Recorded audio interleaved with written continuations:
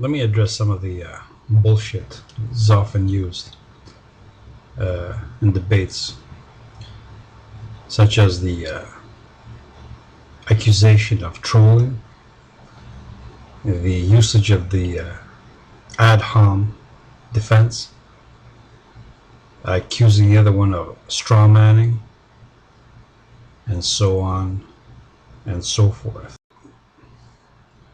Let's start with trolling. Now, trolling is a fairly recent invention, and it coincides with the emergence of the internet. Its basic premise is that anybody who disturbs a conversation originally was anybody with no actual arguments, but simply trying to rouse the other one's emotions. In essence, redirecting the conversation away from the topic was deemed a troll. Now it's used by pretty much anybody concerning anybody who hurts them. For instance, if I have an opinion and somebody says something in a way that I am insulted by it or I'm hurt by it, then all I have to do to deal with this person is call him a troll. There is no other argument. There's no response to somebody with a criticism other than dismissing him as a troll, and then of course banning him without having to answer to his accusations. An easy way. It's part of dumbing down in general. It's these shortcuts people use to not think.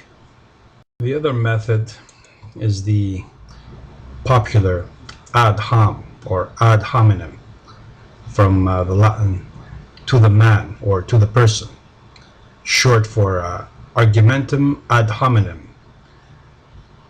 as in being an attempt to negate the truth of a claim by pointing out a negative characteristic or belief of the person supporting it.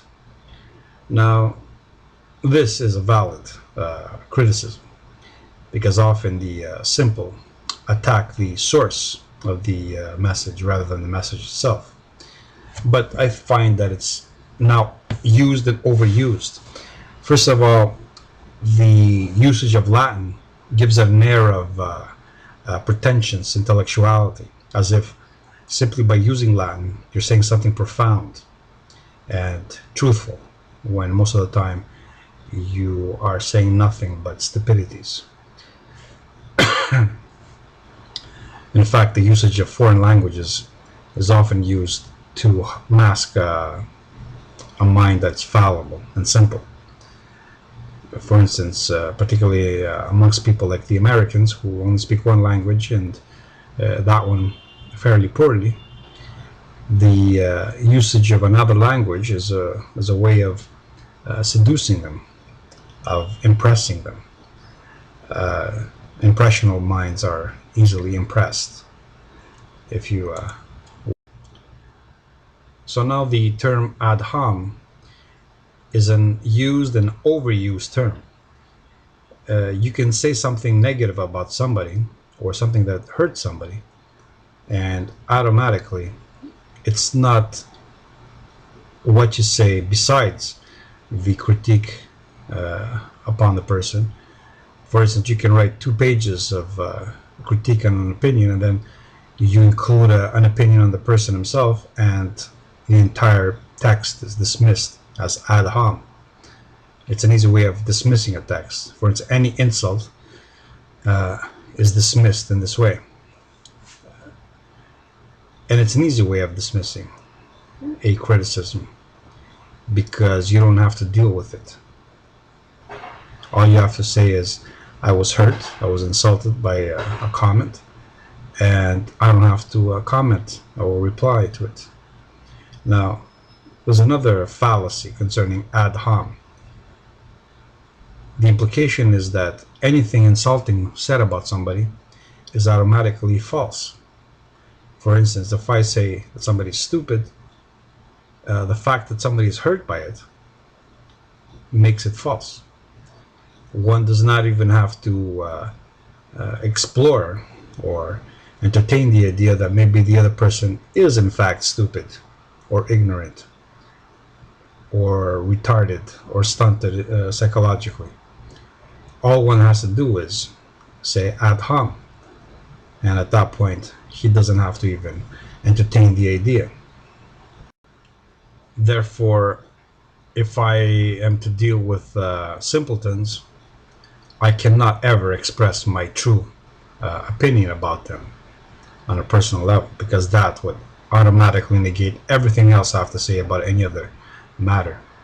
And the fact that I assaulted them by offering them my true opinion of them personally means that anything I've said is dismissed as being hateful or prejudiced.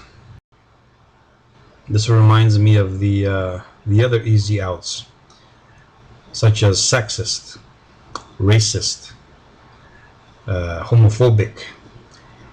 It seems today that anything you say that might hurt somebody, some minority, can be automatically dismissed, censored, banned from public perception simply by using one of the ists: sexist, racist, or the homophobic. All of them imply that the person making a claim is guided by fear. Now, I would say that everybody is guided by fear, but the fact that saying that somebody is inferior because of a trait, or saying that homosexuals are, for instance, a genetic dead end, or saying that females are inferior in the area of abstract thinking, makes you automatically a sexist, meaning a hater, a hate monger. And what does that say? That says that anything negative you say about anything or anybody, at least when it pertains to humans, means you're advocating violence towards them. This is like saying that if you claim that a dog is more intelligent than a cat, that means what you're saying is that all cats should be killed, when that's not the case.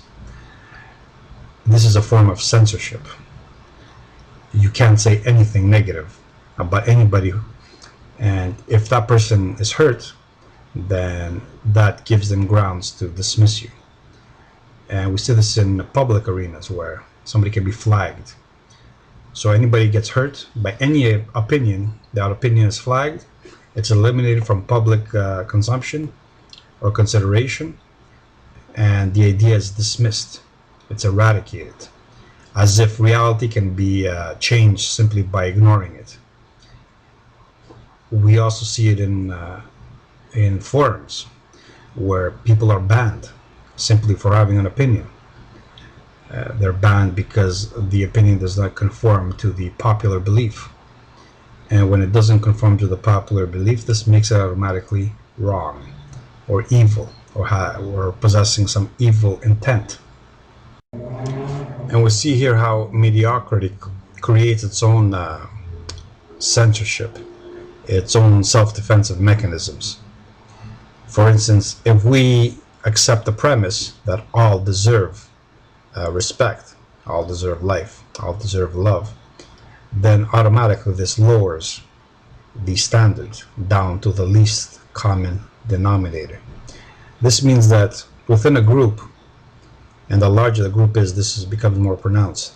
Within a group, any opinion that might hurt even one individual within this group is considered to be out of bounds. That is, it cannot even be talked about. It cannot be thought about. It cannot be expressed openly. It cannot be considered unless the person considering it is willing to risk being becoming an outcast. This is peer pressure at its best. So you can't say anything that hurts anybody within a group where everybody is equal. Therefore, everything is reduced down to politically correctness.